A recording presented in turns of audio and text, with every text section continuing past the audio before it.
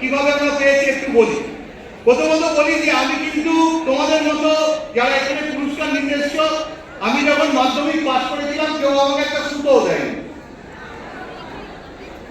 তখন এটা ছিল না। আর আমি বিশ্বাস করতাম লাস্ট বেঞ্চের ছাত্ররাই পৃথিবীর সেরা ছাত্র,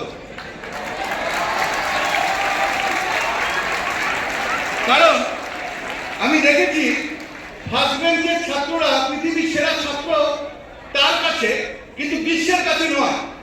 তাই কাজী নজরুল ইসলাম কোনোদিন পরীক্ষায় ফার্স্ট হননি, রবীন্দ্রনাথ ঠাকুর কোনোদিন পরীক্ষায় ফার্স্ট হননি, নেতাজি সুভাষচন্দ্র বসু কোনোদিন পরীক্ষায় ফার্স্ট হননি, এপিজে আব্দুল কালাম কোনোদিন পরীক্ষায় ফার্স্ট হননি, কিন্তু তারা আমাদের কাছে ফার্স্ট হয়েছিলেন।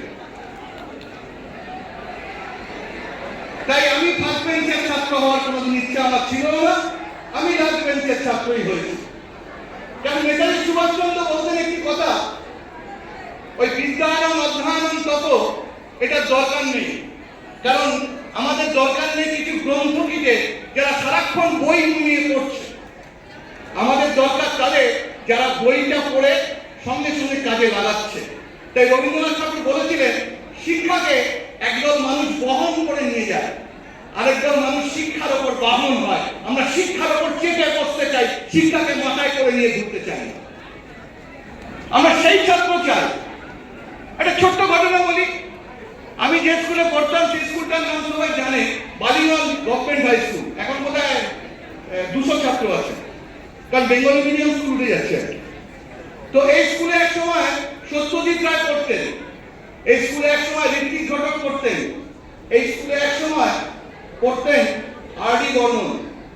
তো সত্যজিৎ রায় আর ঋত্বিক ঘটকের জন্য এই স্কুলটাকে আমার বেশি ভালো লাগে না, আমার বেশি ভালো লাগে আর.ডি. বর্মন আমার স্কুলে পড়তে।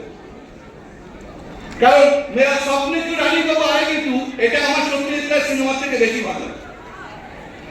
তো আমার স্কুলে যিনি পরীক্ষায় ফার্স্ট হয়েছিলেন তিনি মাধ্যমিকেও র্যাঙ্ক করেছিলেন, ফিফথ, সুমন ভট্টাচার্য, নামটা বলছি। এখন বলে হার্ভার্ড বা কোনো একটা ইউনিভার্সিটিতে পড়ায় চড়ায়। আর রক্তিম দাস একটা ছাপোসা সাংবাদিক, কলকাতায় একটা সংবাদপত্রে কাজ করে। আমি শেষ করবো 1 মিনিটের মধ্যে। বহুদিন পরে গড়িয়াহাটের মোড়ে সুমনের বাবার সঙ্গে আমার সঙ্গে দেখা হলো। বৃদ্ধ হয়ে গেছেন, চোখের চশমা, ঠকঠক করে কাঁপছেন, চায়ের দোকানে বসে কোনো রকমের হাত দিয়ে চা খাচ্ছেন। আমি পায়ে হাত দিয়ে নমস্কার করলাম, বললাম কাকু কেমন আছেন? আমার মুখের দিকে কিছুক্ষণ তাকিয়ে রইল, বাবা তোমাকে তো চিনতে পারছি না। আমি বললাম আমার নাম রক্তিম, আমি আপনার ছেলে সুমনের সঙ্গে পড়তাম। বললো বাবা ভালো আছো তো? আমি তখন বললাম যে কাকু সুমন কেমন আছে? ভদ্রলোকের চোখের কোণ দিয়ে টস টস করে জল পড়ছে। উনি বললেন আছে একরকম। আমি কাকু কেন, কি হয়েছে? ও আমাদের আর দেখে না, ওর বিদেশি বউকে বিয়ে করে আমেরিকাতে সুখেই আছে। সেদিন ওই কাকুর চোখের জল দেখে আমার মনে হচ্ছিল আমি পরীক্ষায় ফার্স্ট হতে পারিনি, কিন্তু সমাজের পরীক্ষায় ফার্স্ট হয়েছি। তাই আমার বাবা মাকে আমি বৃদ্ধাশ্রমে পাঠাইনি। একসময় আমরা খুব গর্ব করতাম আমাদের পশ্চিমবঙ্গে যে সারা ভারতবর্ষের মধ্যে সবচেয়ে শিক্ষিত মানুষের নাকি কেরলে থাকে, তাই তো? আমরা কেরলকে দেখাতাম, বাংলার মানুষকে সেই জায়গায় পৌঁছাতে হবে। কিন্তু কেউ একবার বলতো না যে ভারতবর্ষের মধ্যে সবচেয়ে বেশি বৃদ্ধাশ্রম রয়েছে কেরলে। এত বেশি শিক্ষিত মানুষের বাবা মাকে যারা বৃদ্ধাশ্রমে পাঠায়, সেই রাজ্যকে কি আমরা শিক্ষিত বলতে পারি?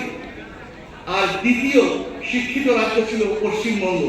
ঠিক ভারতবর্ষের মধ্যে সবচেয়ে বেশি দ্বিতীয় বৃদ্ধাশ্রম রয়েছে পশ্চিমবঙ্গে। তাই নচিকেতাকে বৃদ্ধাশ্রমে গান লিখতে হয়। তাই সেই ছাত্র আমাদের দরকার নেই যে ছাত্র বাবা মাকে বৃদ্ধাশ্রমে পাঠায়। আমার সেই ছাত্রকে দরকার যে ছাত্র রবীন্দ্রনাথের মতো জ্বলে উঠতে পারে, মাকে তুই করে ডাকতে পারে এবং বীরাঙ্গনা হতে পারে। সবাইকে নমস্কার, ভালোবাসা, ধন্যবাদ, সবার ভালো।